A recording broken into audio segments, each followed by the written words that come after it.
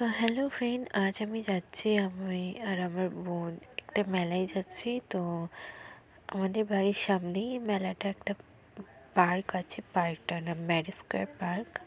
তো ওখানেই মেলাটা বসেছে, তো মেলাটায় ঢুকলাম। আর এখানে দুর্গা ঠাকুর হয়েছিল মেলার মধ্যে।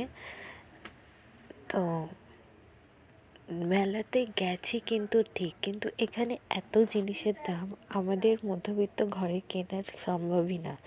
যেহেতু এটা বড়লোকদের মেলা, তো এটা ওনারাই কিনতে পারবে। তো তারপরে একটু চারিদিকটা ঘুরে একটু পাপড়ি চাট খেলাম। পাপড়ি চাটটা খুবই জঘন্য বানিয়েছে, আর আমাদের কাছ থেকে নিয়ে নিয়েছিল 50 টাকা। তবুও যাই হোক, খুবই বাজে খেতে ছিল। তো মুখটা ভালো করার জন্য একটু স্প্রিং রোল খেলাম, স্প্রিং পট্যাটো।